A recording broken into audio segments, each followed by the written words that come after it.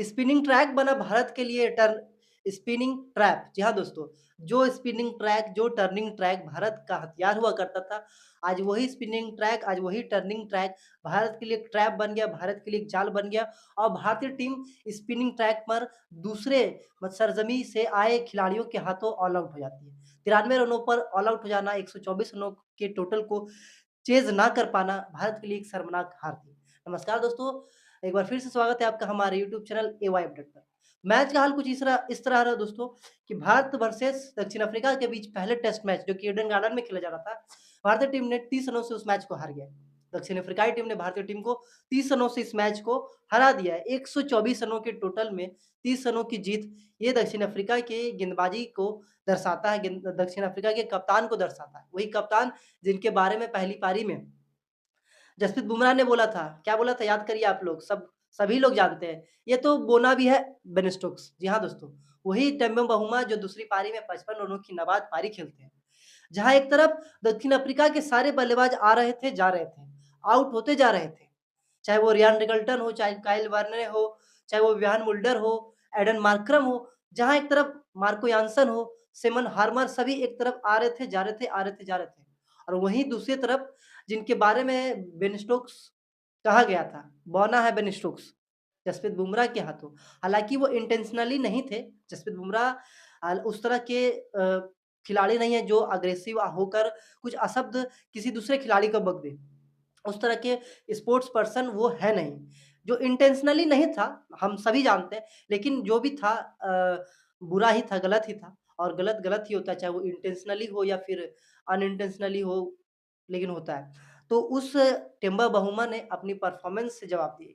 वो कहते हैं कि जो बड़े खिलाड़ी होते हैं, वो शांति से, अपनी परफ़ॉर्मेंस से, अपने दम से, अपनी काबिलियत से जवाब देते हैं और वही काबिलियत दिखाया as a captain, as a player, as a batsman Temba Bavuma ने भारतीय टीम को 30 रनों से हरा दिया। मैच का हाल कुछ इस तरह रहा कि भारतीय टीम दक्षिण अफ्रीकाई टीम टॉस जीतकर पहले बल्लेबाजी करने का फैसला लेती है और भारतीय टीम दक्षिण अफ्रीका को 159 रनों पर ऑल आउट कर देती है।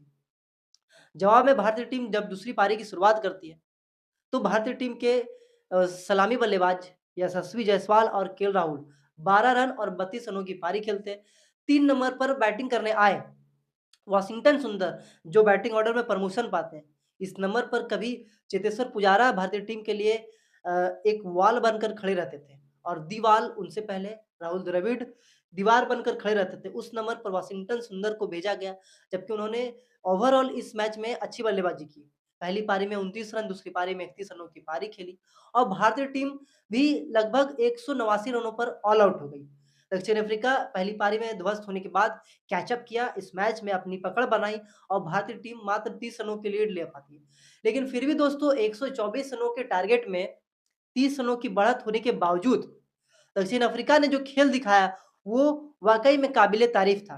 क्योंकि 30 रनों की लीड है आपके पास, 124 रनों का लक्ष्य है आपके पास, 124 रनों का टोटल, 125 रनों का लक्ष्य है आपके पास और आप 30 रन से हार जाते हैं। मतलब जितना लीड लिए थे, उतना रन से आप हार जाते हैं। वाक़ई में ये क्रिकेट अच्छा खेलने वाले की तारीफ़ होनी चाहिए, जिन्होंने अच्छा खेल दिखाया और वो अच्छा खेल दिखाया दक्षिण अफ्रीकाई गेंदबाजों ने। चाहे वो मार्को यान्सन हो, चाहे वो सिमन हार्मर हो, चाहे वो एडन मार्करम हो। तीनों ने ज़बरदस्त गेंदबाजी की, फिर चाहे वो केशव महाराज हो। केशव महाराज जो ऑल आउट करने से पहले आखिरी ओवर में पहले अक्षर पटेल ने उन्हें एक चौका मारा, फिर एक छक्का मारा, फिर एक छक्का मारा और उसके बाद फिर एक और छक्का मारने के चक्कर में अक्षर पटेल आउट हो जाते हैं और अगली ही गेंद पर केशव महाराज मोहम्मद सिराज को स्लिप में कैच थमवा देते हैं और इस मैच को टीम इंडिया से लेकर दक्षिण अफ्रीकाई कप्तान के नाम टिम्बा बहुमा के नाम कर देते हैं। दक्षिण अफ्रीका के द्वारा या इंडिया में किसी भी टेस्ट प्लेइंग नेशन के द्वारा टेस्ट में ये सेकंड लोवेस्ट टोटल डिफेंड था। इससे पहले 107 रनों के टोटल को डिफेंड किया था ऑस्ट्रेलिया ने साल 2003 में। और अगर सबसे लोवेस्ट टारगेट की बात करें, तो ये जो टारगेट था दक्षिण अफ्रीका ने 124 रनों के टारगेट को डिफेंड किया 100 उससे पहले ऑस्ट्रेलिया ने 107 रनों के टारगेट को 107 रनों के लोवेस्ट टोटल को डिफेंड किया था साल 2004 में। अगर बात करें इंडिया की, तो इंडिया 120 रनों के टारगेट को चेज़ नहीं कर पाई थी 1997 में और आज जो हारी है वो 124 रनों के टारगेट यानी कि ये सेकंड लोवेस्ट टारगेट था जो कि इंडिया चेज़ नहीं कर पाई। थर्ड लोवेस्ट अगर बात करें तो 147 रनों की वेस्ट इंडीज़ के खिलाफ साल 2000 सॉरी 147 रनों की न्यूज़ीलैंड के खिलाफ साल 2024 में, यानी कि पिछले साल वानखेड़े में जो मैच हुआ था, जो हम 3-0 से हारे थे न्यूज़ीलैंड के हाथों 12 साल के बाद।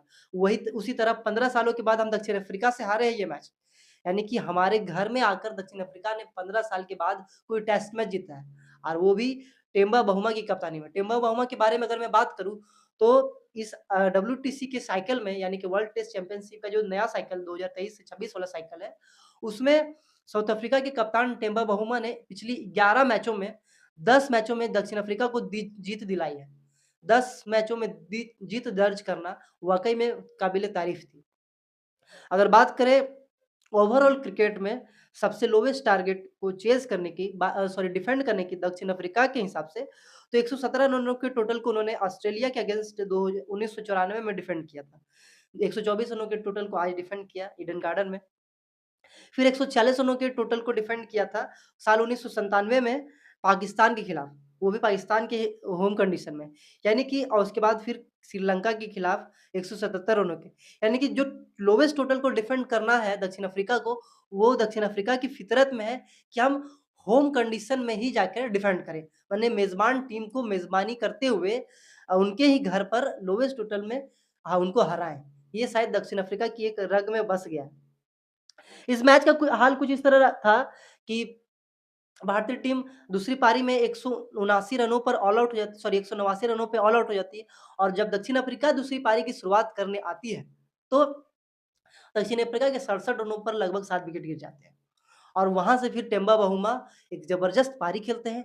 लोन वॉरियर मतलब सिंगल हैंडेडली पारी को सँभालते हैं। खड़ा रहते हैं एक तरफ से, जहाँ दूसरी तरफ सभी बल्लेबाज आ रहे थे, जा रहे थे, वहाँ दूसरी तरफ दक्षिण अफ्रीका के कप्तान टेम्बा बहुमा, जिनके बारे में जो सो बोला जा रहा था, हालाँकि वो इंटेंशनली नहीं था। उन्होंने अपनी बैट से, अपनी परफ़ॉर्मेंस से जवाब दिया। सभी दर्शकों को जो भी मीम बना रहे थे उनके ऊपर उन सभी लोगों को जवाब दिया और 55 रनों की नाबाद पारी खेली। बेस्ट पारी खेली, इकलौता अर्धशतक लगाए दक्षिण अफ्रीका की तरफ से भी और भारत की तरफ से, दोनों टीमों को मिलाकर इकलौता अर्धशतक लगाने वाले टिम्बा बहुमा बने। 55 रनों की नाबाद पारी खेली। भारतीय टीम को अपनी कप्तानी से, अपने दिमाग से और अपनी बल्ले से इस मैच को 30 रनों से हरा दिया।